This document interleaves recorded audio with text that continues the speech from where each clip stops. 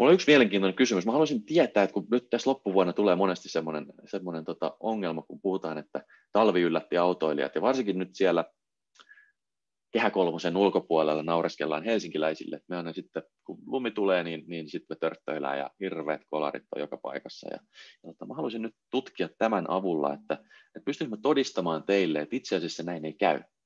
Talvi ei yllätä stadilaisia autoilijoita. Mennään vähän tarkemmalle tasolle. Tähän dashboardiin on rakennettu tämmöisiä erilaisia interaktiivisia ominaisuuksia. Kun mä klikkaan täältä tätä Helsinkiä täältä kartalta, niin se hyppääkin itse asiassa sinne lähemmäksi Helsinkiä ja zoomaa pelkästään Helsingin sisällä tapahtuviin onnettomuuksiin.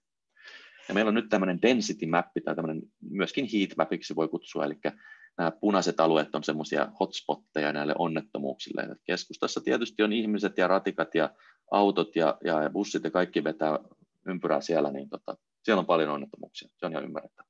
Ja sitten Kehä 1 tässä näkyy kaarena täällä ympärillä, ja tuolla Itäkeskuksen liittymä erityisesti on näköjään tosi paha. Tämä pitäisi näyttää kaupunkisuunnitteluvirastolle, niin he voisivat siihen parantaa jonkunlaisen jutun.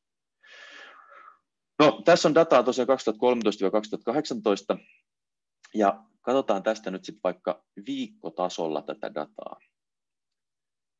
Ja katsotaan nyt sitten, että jos talvi yllättää stadilaiset autoilijat, niin sehän tarkoittaa, että nämä piikit täällä, milloin tapahtuu yhtenä päivänä, yhdellä viikolla eniten onnettomuuksia, niin nehän pitäisi osua silloin tähän loppuvuoteen, eikö niin?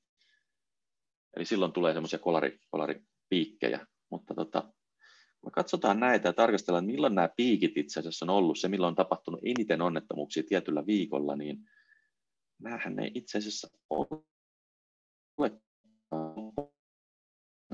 Täällähän on kesäkuuta, elokuuta.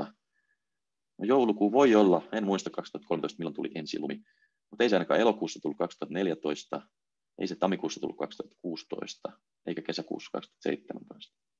Voidaan mennä vielä tarkemmin, katsotaan päivätasolla, mitkä on niitä päiviä, jolloin on eniten sattunut onnettomuuksia. Huhtikuun 19 ei varmasti ole ensilumiaikaa, eikä tammikuu. Tämä voisi olla 2014. Voi olla, että silloin on nyt sitten talvi yllättänyt stadilaisia autoilijaa ja tullut 26 onnettomuutta kyseisenä päivänä. Katsotaan, päästäänkö me.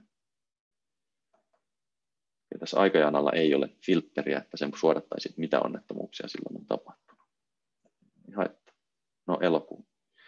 Eli mä uskon nyt, ja toivon, että tekin uskotte nyt tämän data-analyysin pohjalta, kun mä olen tässä tehnyt, että stadilaisia ei yllätetä tuolla ensilumella. Eli tämä myytti on nyt rikottu. Voitte toki sinne chattiin kirjoittaa, jos olette eri